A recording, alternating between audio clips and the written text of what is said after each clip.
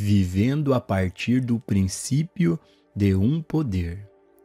Deixe-me ilustrar isso. Em nosso estado humano comum, estamos sempre temendo o poder do mal, seja de uma forma ou de outra. Temendo infecção, contágio, temendo a idade avançada, a escassez, temendo tiranos, temendo a dominação ou aqueles que dominam. Ou ainda, temendo o clima, tempestades, relâmpagos, temendo os animais selvagens, bestas e répteis. Nesse estado dividido de consciência, em que respeitamos o poder do bem, mas tememos o poder do mal, há muito poucas possibilidades de se alcançar a iluminação.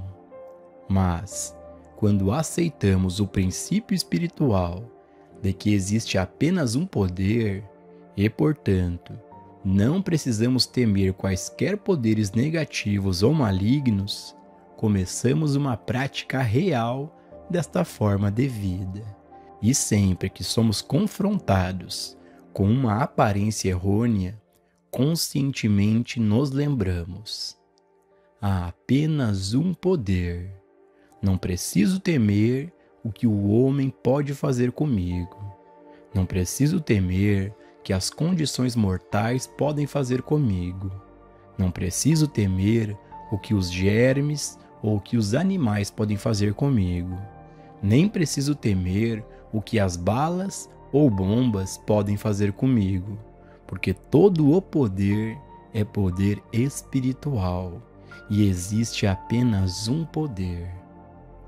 Nós permanecemos nesta palavra da verdade e permitimos que ela permaneça em nós. E gradualmente começamos a perder nosso medo de forças e poderes externos e chegamos a um estado de consciência em que, mesmo que vejamos ou ouçamos falar deles, não temos medo. Na medida em que não reagimos a nada com medo ou preocupação, atingimos alguma medida de iluminação. Essa iluminação é proporcional à nossa falta de medo de qualquer coisa externa. Visto que o reino de Deus está dentro de nós, uma vez que o reino do poder e do domínio está dentro de nós, não há nada externo que possa nos trazer dano, que possa ser destrutivo ou prejudicial para nós. Mas, para o estado de consciência humano, no qual é normal e natural acreditar em dois poderes, isso não é verdade. Existem muitas coisas externas a nós que são prejudiciais. Na verdade, há mais coisas prejudiciais do que boas no mundo externo. É apenas quando nossa consciência muda que percebemos a verdade de que o poder está dentro de nós. Todo poder flui de mim, pois o reino de Deus está dentro de mim. Nenhum poder flui para mim, todo o poder está dentro de mim, visto que eu e o Pai somos um, sou infinito, e portanto não há poderes externos a mim. À medida em que permanecemos nessa verdade e permitimos que ela permaneça em nós, gradualmente perdemos o medo de que certos alimentos não combinem conosco, ou que certos climas nos afetem. Agora, essas coisas não nos perturbam mais. Em outras palavras, à medida que nossa consciência individual muda em relação ao assunto do poder, também este mundo muda em seu efeito sobre nós. E, embora 1000 possam cair à nossa esquerda e 10.000 à nossa direita, ele, o mal, o poder externo, não chegará perto de nossa morada, daqueles que aceitaram o princípio de um poder e o estão praticando e vivendo nele, até que se torne um estado definitivo de consciência. Reconhecendo Deus como um ser individual. Os seres humanos gostam de algumas pessoas e não gostam de outras. Eles confiam em alguns e desconfiam ou temem outros. Eles amam alguns e odeiam outros. Tudo isso porque sua consciência não foi iluminada sobre o assunto da impessoalização. Deus constitui o ser individual. Deus é a vida, a mente, a alma e o espírito de cada indivíduo. Quando essa verdade é aceita e realizada, todos os indivíduos se tornam instrumentos da bondade de Deus, e cada indivíduo é uma via ou um canal para a graça de Deus. Se olharmos com os olhos humanos, não acreditaremos e não veremos. Mas, se pudermos aceitar a revelação daqueles que foram iluminados espiritualmente através dos tempos, descobriremos que foi revelado que Deus constitui o homem, a mulher, a criança e o animal individuais. Portanto, somos todos um na irmandade espiritual. Uma vez que percebemos isso, somos capazes de despersonalizar o mal, porque sabemos que os traços de caráter do Sr. Jones, do Sr. Brown ou do Sr. Smith não são seus traços. Eles são a crença universal em dois poderes, a mente carnal. Eles são impessoais. Assim, nós os separamos do indivíduo que parece ser uma via ou saída para eles. Ao fazer isso, não apenas nos tornamos imunes às sugestões da mente carnal, mas muitas vezes curamos a outra pessoa. A compreensão da identidade espiritual, uma influência protetora. Muitos de vocês podem ter ouvido a história do banqueiro que foi tão treinado para compreender a natureza espiritual do homem que se tornou parte de sua mente e de sua alma perceber esta verdade em todas as situações. Todas as sextas-feiras à noite, esse homem costumava levar para casa uma folha de pagamento para entregar na fábrica no sábado pela manhã. Uma noite, ele saiu do banco com sua pasta cheia de dinheiro e, ao se aproximar de um terreno que ele tinha que cruzar, algo veio a ele que parecia dizer que ele tinha esquecido algo no banco. Então ele se virou e voltou, embora no momento não pudesse se lembrar do que havia esquecido. Ele sentiu, no entanto, que havia esquecido algo, mas quando entrou no banco, descobriu que, na verdade, não esquecera de nada. Ele não conseguia entender por que voltara para lá, porque, depois de procurar em tudo, não havia uma única coisa que ele tivesse esquecido ou deixado de fazer. Então ele trancou o banco e voltou para sua casa, chegando lá em segurança. Na manhã seguinte, ele leu no jornal que, naquela mesma rua, no terreno que esteve prestes a atravessar, houve um assalto, que ocorreu poucos minutos depois que ele voltou ao banco para encontrar o que pensou ter esquecido. Ele se perguntou se isso tinha alguma relação com o que lhe acontecera na noite anterior. E, quando os dois homens que haviam cometido o assalto foram pegos, ele pediu permissão para vê-los. Ele perguntou se o conheciam, e um deles disse: "Ó sim, você é o banqueiro. Você é o homem que procurávamos. Mas quando você veio pela primeira vez para a rua, deu meia volta e voltou. Não conseguimos chegar até você. Quando você voltou pela segunda vez, você tinha aqueles outros dois homens com você, e não atacaríamos vocês três." Quem eram os dois homens que ele viu? Visto que não havia nenhuma outra pessoa com ele, obviamente era a influência protetora divina que havia surgido em sua própria consciência interior. uma influência protetora que veio por causa de sua permanência contínua na compreensão de que Deus constitui o ser individual. Com isso como convicção, nenhum mal poderia chegar perto de sua morada. Sempre haveria uma influência protetora com ele, mesmo que, como naquela ocasião, ela tivesse que se exteriorizar e aparecer como dois homens. Na verdade, não havia dois homens. Havia apenas essa influência protetora espiritual que seu próprio estado de consciência havia criado.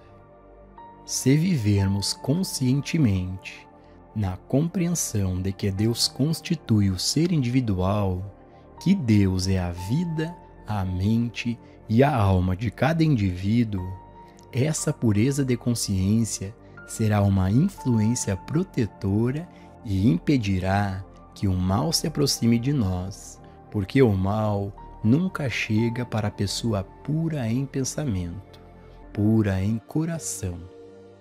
Os puros de pensamento e coração não são os ignorantes, que não têm consciência da vida.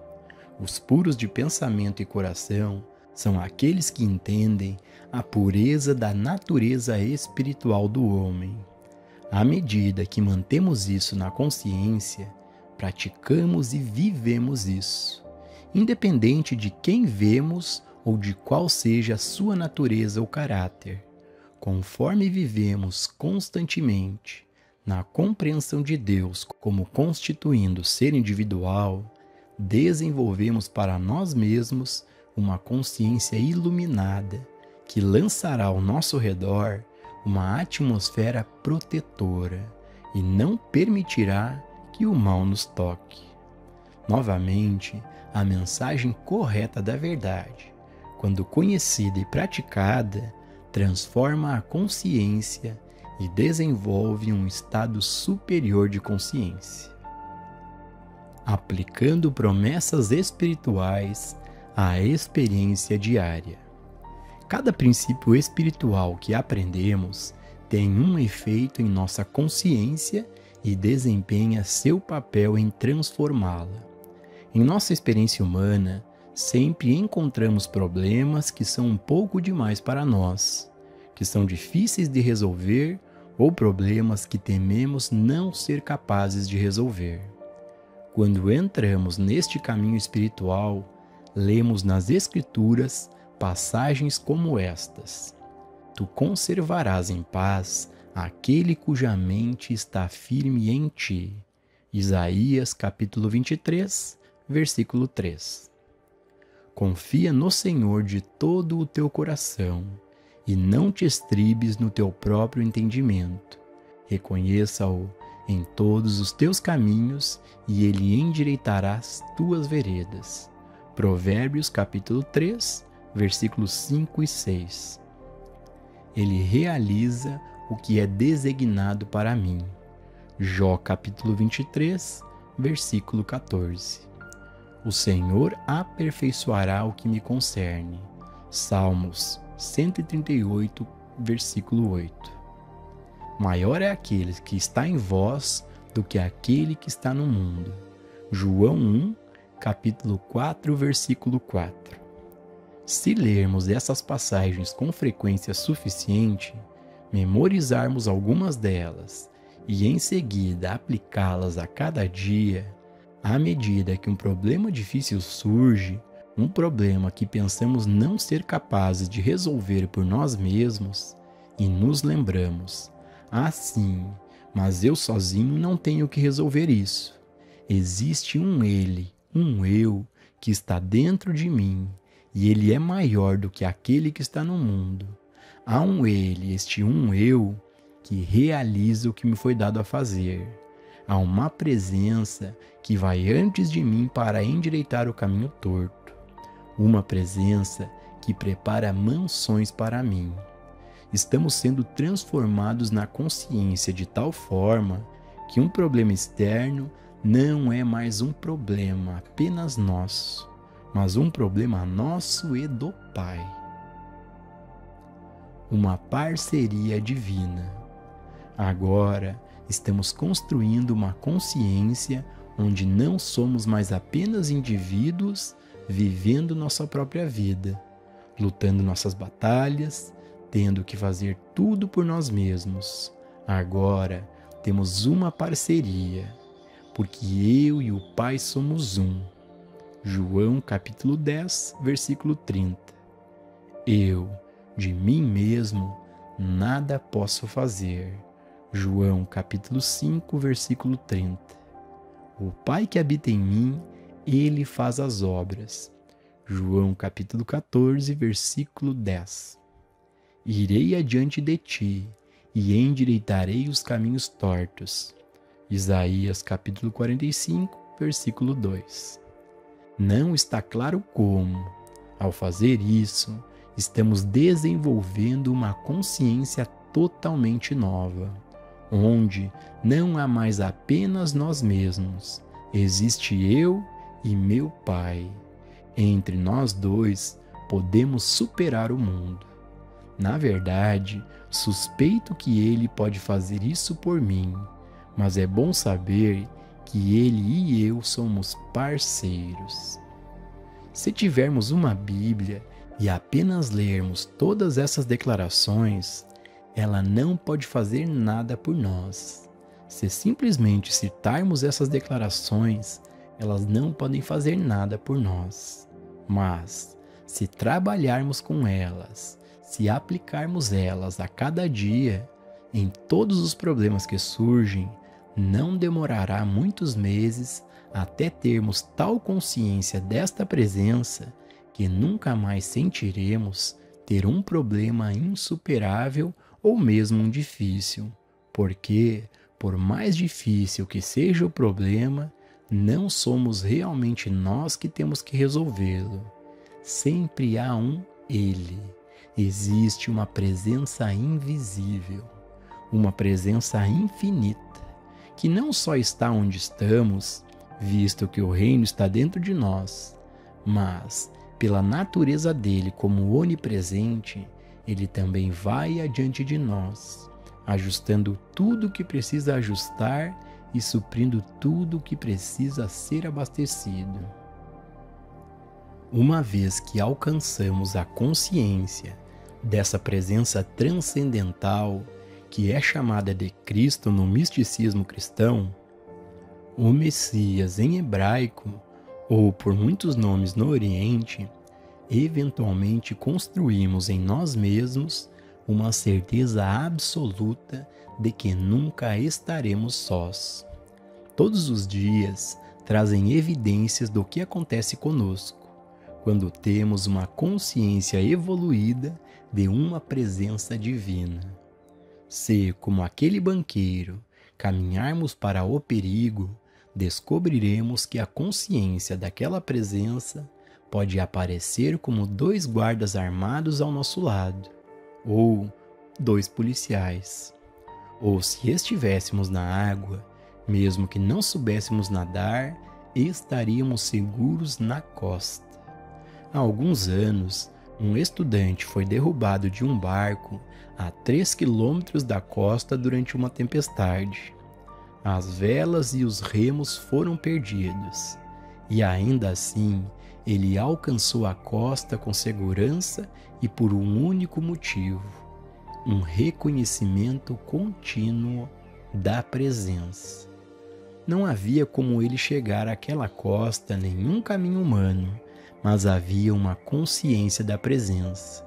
A consciência de eu nunca te deixarei, nem te desampararei. E assim, apenas remando com as mãos, ele finalmente conseguiu. Quando temos essa consciência da presença, não precisamos nos preocupar com cada detalhe de nossa vida. Não precisamos planejar tudo até os mínimos detalhes. Sempre há algo maior do que nós, ajudando-nos em nossos esforços. Mas somos nós que desenvolvemos essa consciência, e a desenvolvemos pela prática destes princípios. E ao aplicar o princípio de um poder, desenvolvemos a consciência do não poder de qualquer coisa no mundo externo. Ao praticar a presença desse Ele que está dentro de nós, desenvolvemos uma consciência da presença. E então, sempre há algo maior do que nossa capacidade humana funcionando para nós e dentro de nós. Perdendo o medo das leis materiais. Muitas pessoas temem as leis materiais ou físicas, e às vezes, como metafísicos, temem até as leis mentais. Mas não há razão para isso, porque se praticarmos fielmente o princípio de uma lei, de Deus como legislador, permaneceremos na compreensão de que a lei, em sua plenitude, é espiritual e é, portanto, tão perfeita e harmoniosa que nunca encontraremos ocasião para temer uma lei material, nem mesmo a lei do calendário, do envelhecimento. Mas somos nós que devemos conhecer a verdade. Somos nós que devemos praticar a correta mensagem da verdade, para que possamos desenvolver essa consciência. Perdendo o medo das pessoas e pelas pessoas. Para o mundo das aparências, nossos maiores medos são o homem e a potencialidade do homem para fazer o mal. Tememos aqueles que seguiram o caminho errado na vida. Tememos aqueles que entraram na arena da política com motivos errados. Tememos por nossos filhos quando estão crescendo, porque pensamos que podem ser desencaminhados e fazer coisas más. Tudo isso, entretanto, é dissipado à medida que adquirimos a consciência de Deus como ser individual. Apesar do fato de que as crianças podem parecer muito humanas, muito perniciosas e tudo o que os filhos eventualmente podem ser, todo pai deve levar para dentro de si a compreensão de Deus como constituindo alma, mente e o espírito deles, lembrando-se conscientemente de que até mesmo seus corpos são o templo do Deus vivo. Isso ajuda a manter seus corpos puros. Assim, o Pai constrói dentro de si uma tal consciência da vida de Deus, da lei de Deus e do Espírito de Deus como constituindo o indivíduo, que todos aqueles que estão dentro do alcance de sua consciência ficam sob sua graça em vez de sob a lei dos homens. O velho homem vive sob a lei. Esta consciência iluminada que buscamos e alcançamos em parte, acabará por trazer à tona a experiência que o Mestre Jesus tentou nos dar ao nos tirar da vida sob a lei hebraica, para a nova vida que é viver pela graça. Devemos entender, antes de tudo, que o Mestre reconheceu 2 estados de consciência. Sua declaração em João capítulo 18, versículo 33 diz: "Meu reino não é deste mundo." Indicava claramente que para ele haviam 2 estados de consciência. A natureza desses estados de consciência são reveladas por João, porque a lei nos foi dada por Moisés, mas a graça e a verdade vieram por Cristo Jesus. Em João capítulo 1, versículo 17. É importante entendermos claramente o significado disso, porque isso também faz parte da meta que tentamos atingir no caminho espiritual e, em certa medida, estamos alcançando. Como seres humanos, vivemos inteiramente sob a lei. Somos governados por leis físicas e mentais, mas a maior de todas as leis é aquela que realmente causou estragos na vida da humanidade, que é a lei de como você semeia, assim colherá, aquela que foi chamada de karma ou lei kármica. Na verdade, A lei kármica é a mesma lei de como você semeia, assim colherá. Como fazemos ao outro, assim será feito a nós. Como seres humanos, vivemos sob essa lei. Cada vez que pensamos, sim, até mesmo pensamos em qualquer coisa desagradável sobre alguém, algo falso, malicioso ou sensual, colocamos em ação a lei do karma, a lei do como você semeia, assim você colhe. Decretamos para nós mesmos o que acabamos de enviar. Estamos chamando de volta para nós aquilo que acabamos de fazer ou pensamos de outra pessoa. Sem dúvida, certamente volta para nós. Na verdade, o Mestre Jesus disse que não precisamos necessariamente matar um homem para que o castigo volte para nós. Em Mateus capítulo 5, versículo 22 é dito: todo aquele que se irar sem causa contra seu irmão será réu de juízo. Em Mateus 5, 28 é dito: todo aquele que lançar um olhar de cobiça para uma mulher já adulterou com ela em seu coração. Só de pensar nisso. Esse é um remédio muito forte quando paramos para pensar o quanto nossos pensamentos às vezes ficam descontrolados pela raiva, pelo ressentimento, algo de natureza injusta, algo de natureza falsa, fofoca ou escândalo.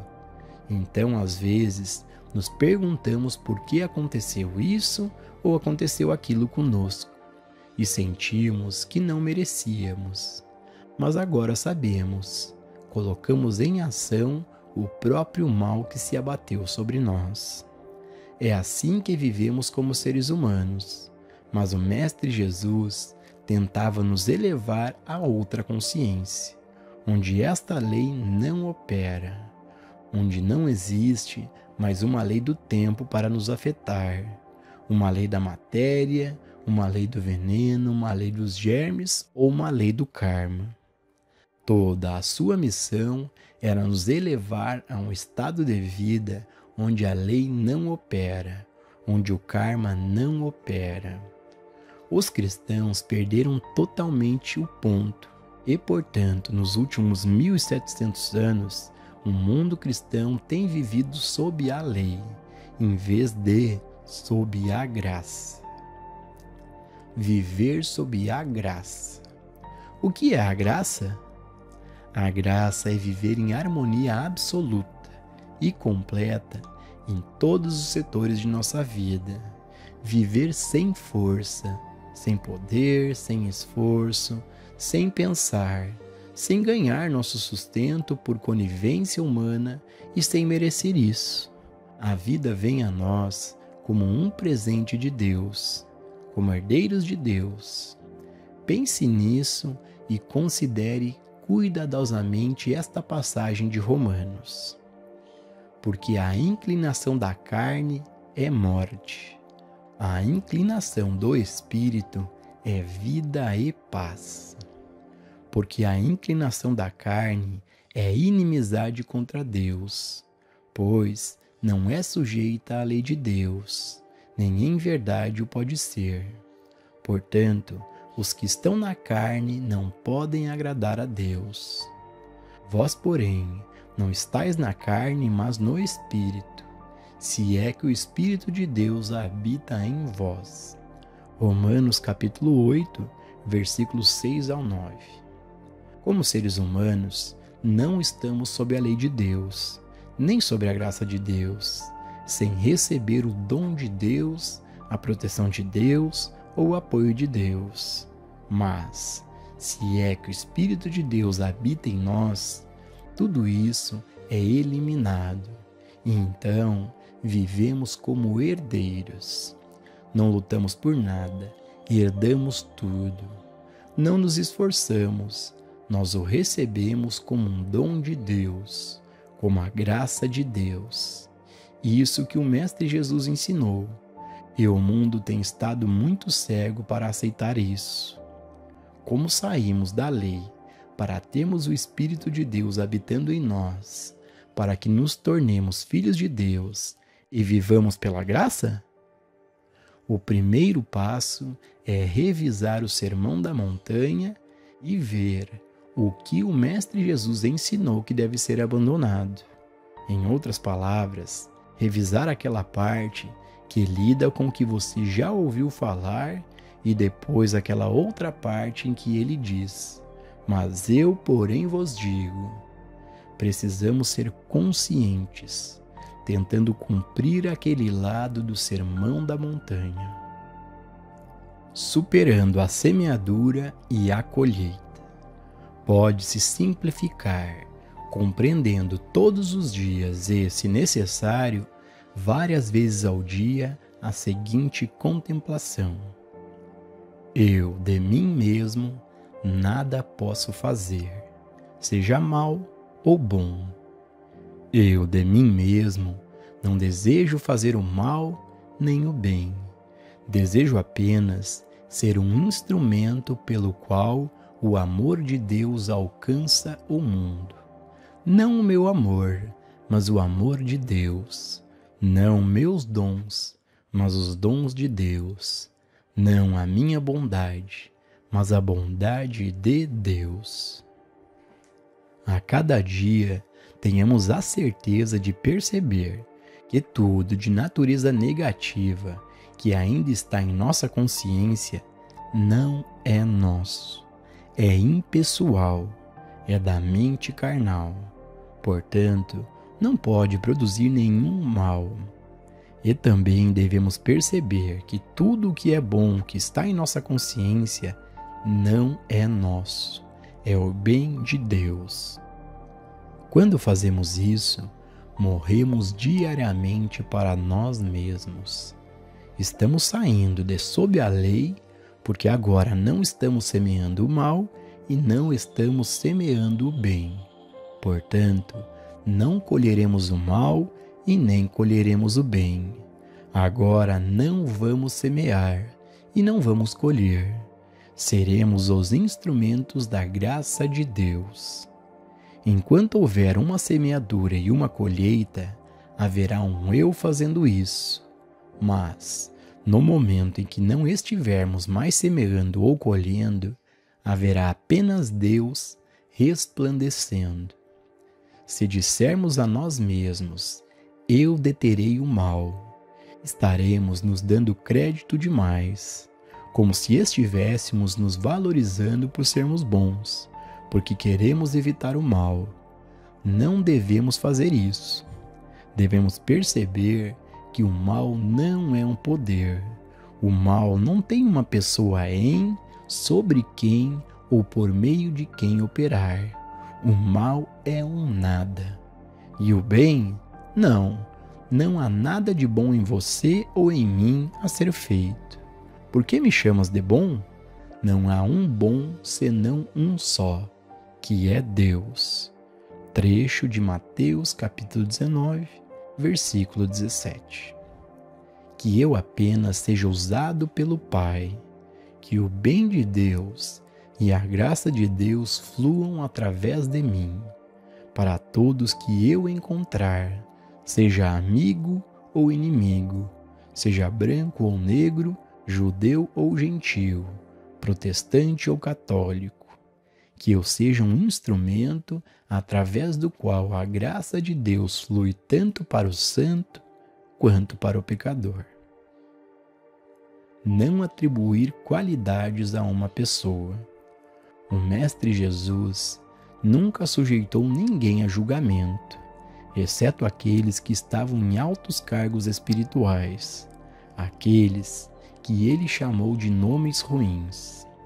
Quando vemos alguém vestindo o manto de virtude e retidão em altos postos, mas sendo podre por baixo, provavelmente está tudo bem levar o chicote até ele e expulsá-lo do templo, e não de outra forma, porque aqueles em postos elevados que estão conscientemente fazendo o mal, às vezes precisam de um duro despertar.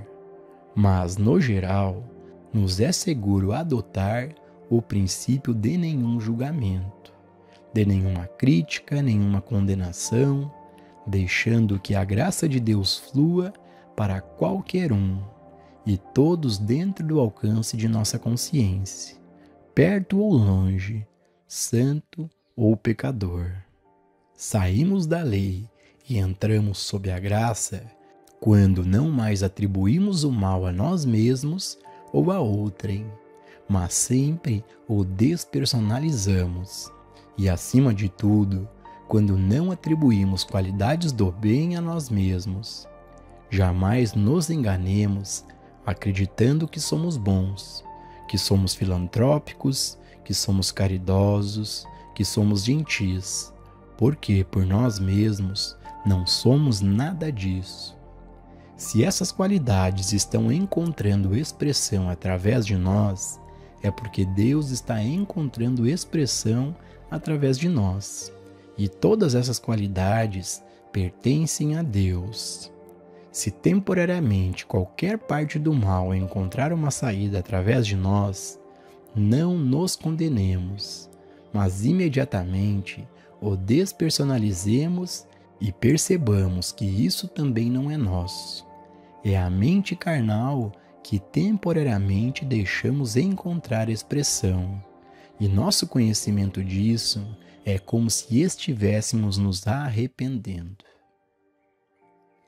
A impessoalização conduz à consciência superior. Arrependimento é a palavra que o Mestre Jesus nos deu. O arrependimento é o essencial. Arrependimento não significa usar pano de saco e cinzas ou ficar contra a parede de lamentações e chorar sobre nossos erros do passado. Arrependimento significa o reconhecimento de que somos culpados, juntamente com a declaração de que não pretendemos permitir que isso aconteça novamente enquanto isso estiver ao nosso alcance. Impessoalizamos o mal para não condenarmos a nós mesmos ou a outrem, mas também impessoalizamos o bem para reconhecer que tudo que flui através de nós ou de outro é realmente Deus encontrando saída e expressão. Dessa forma, passamos de viver sob a lei para viver sobre a graça de Deus. Estamos sob a graça de Deus na medida que não há mais um senso pessoal dentro de nós para fazer o mal ou para fazer o bem. Somos ensinados a morrer diariamente. E morrer diariamente não significa transformar o mal em bem. Significa deixar o sentimento pessoal do eu desaparecer o mais rápido possível, para que vivamos na consciência de que todo o mal que existe é impessoal, é um nada. Tudo o que existe de bom é a graça de Deus. Isso deixa o pequeno eu fora de cena. Que liberdade isso nos dá! Se estamos engajados em uma profissão ou em um negócio e percebemos que não somos dependentes da mente humana, mas que existe uma mente Cristo dentro de nós, pronta para agir por nós no momento em que nos aquietamos. Se continuássemos a viver a vida como se estivéssemos totalmente sozinhos, não poderíamos deixar de reconhecer as dificuldades que enfrentaríamos e, às vezes, a impossibilidade de as enfrentar. Há momentos em que nossos problemas não se dissolvem, mas é então que devemos ter um reconhecimento completo e claro de que existe um Pai dentro de nós e que Ele tem uma função. Existe um reino de Deus dentro de nós e Ele tem uma função. O Espírito de Deus está sobre nós e Ele tem uma função. Quando entramos em uma consciência devida, que reconhece nossa parceria com o Pai e que, embora sejamos um, o Pai é maior do que nós e o Pai vai adiante de nós, estamos desenvolvendo a consciência transcendental, que é chamada de Cristo. Quando desenvolvemos essa consciência, descobriremos que as coisas deste mundo não se aproximam de nossa morada, pelo menos não na medida em que o faziam anteriormente. Um menino de 12 anos me escreveu uma carta algum tempo atrás, dizendo que seu trabalho na escola era bom, exceto na matéria de matemática. Em um determinado dia, ele enfrentou um exame e, quando olhou para as perguntas, ele sabia que estava perdido, porque não tinha as respostas. A coisa toda parecia estranha e impossível para ele. Ele estava estudando o panfleto Lição para o Filho Sami, e no meio do exame, o pensamento veio a ele: há uma mente dentro de mim que sabe todas as coisas. Há este espírito dentro de mim. Por um momento, ele ficou muito quieto. Então, quando abriu os olhos, viu todas as respostas e não apenas fez um bom exame, mas a partir daí, seu trabalho escolar melhorou. Qual é a resposta para isso? É a consciência da presença de um algo transcendental, que é uma mente superior à nossa mente humana, uma sabedoria superior à do homem. Não te estribes no teu próprio entendimento. Não seria maravilhoso se todas as crianças levassem isso para a escola? Como seria maravilhoso se todos os que têm um negócio ou uma profissão levassem consigo essa afirmação e se sentassem e meditassem por um momento, para permitir que a sabedoria divina se revelasse a eles, para que essa sabedoria interior viesse à tona. Por usar a mensagem da verdade correta encontrada nas Escrituras e nos escritos espirituais, com a qual construir essa consciência superior, então, quando a consciência superior está sobre nós, não precisamos mais da mensagem da verdade, exceto para o propósito de ensinar. A mensagem da verdade dada em todos os escritos é a ferramenta. É dado para o uso e prática, para que possamos desenvolver uma consciência inteiramente diferente daquela com que nascemos. Através do estudo e da prática dos princípios, é desenvolvida uma consciência que não mais teme e não mais odeia, por causa do reconhecimento de um poder. É desenvolvida uma consciência que é um reconhecimento completo de Deus como constituindo o ser individual, uma consciência da parceria de eu e meu Pai é gradualmente alcançada. Notas de gabinete. Frequentemente, quando nos sentamos para meditar, nossa mente parece estar agitada com pensamentos sobre pessoas, sobre condições e ideias que aparecem como problemas a serem resolvidos. Isso, é claro, é o resultado da crença universal ou hipnotismo universal, que afirma que existem dois poderes. Em vez de deixarmos a mente girar continuamente com esses problemas, nos afastamos deles, sabendo que temos a capacidade de governar a mente, porque ela é nosso instrumento. Vejamos esta contemplação. Minha mente não é um campo de batalha por conta da crença em dois poderes. Minha mente é uma via pela qual flui o eu do meu ser. Como mente pura e não condicionada, ela não é tocada pelo pensamento carnal. E é uma porta aberta para o derramamento da beleza e da verdade do reino de Deus, da fonte eterna dentro do meu ser. Visto que esta é uma verdade universal, é a verdade sobre cada indivíduo. Depois dessa compreensão, é mais fácil se acalmar, relaxar e ouvir, até que a liberação venha de dentro. As constantes pressões deste mundo trazem para todos nós momentos em que parece que existe um poder a mais, e justo nestes momentos devemos estar atentos contra as tentações. Em vez de ceder à tentação, tomamos posse de nossa mente e a colocamos em seu devido lugar como nosso instrumento, sujeito à nossa direção, nosso servo, em vez de nosso Senhor. Os 2 capítulos seguintes dos escritos devem ajudá-lo a fazer isso.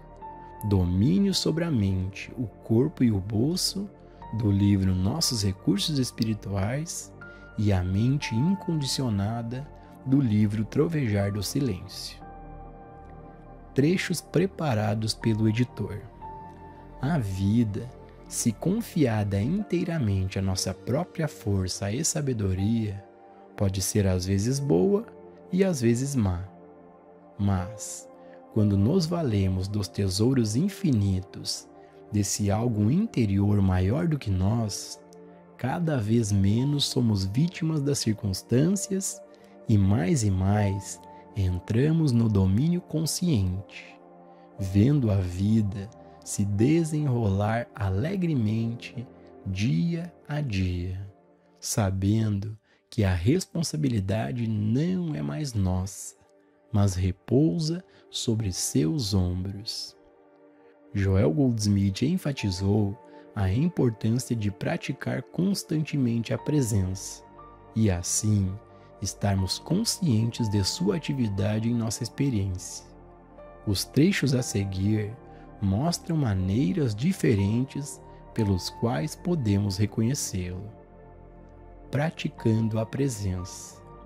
Eu nada posso fazer por mim mesmo. É o Pai dentro de mim que faz as obras, e eu estou no Pai, e o Pai está em mim. Todo o ar que me rodeia é um oceano de Deus, e me preenche por fora e por dentro. Eu vivo, me movo e tenho meu ser neste oceano de Deus, neste mar de amor e sabedoria. Estou em Deus e Deus está em mim. Eu habito no abrigo secreto do Altíssimo. Eu vivo em Deus. Eu me elevo para a atmosfera, quieto, rodeado pela vida eterna e pelo amor eterno que é a natureza de Deus. Não posso escapar de seus braços. Embaixo estão os braços eternos. Eu vivo, me movo e tenho meu ser em Deus e descanso nele. Eu vivo não por força ou poder, mas pela graça de Deus. Posso descansar na certeza da graça de Deus. Se no momento pareço carente de saúde, de riqueza ou oportunidade, percebo que a presença de Deus em mim é a garantia de que, no devido tempo, eu também darei abundantes frutos. Deus é o único poder. Nada, nem mesmo motoristas bêbados na estrada, podem ter poder. Só Deus tem poder. Nem mesmo meus erros podem ter força. Só Deus tem poder. Tenho todo o poder de Deus comigo em cada transação, em cada experiência, em cada viagem. A cada passo do caminho, tenho onipresença, tenho onipotência.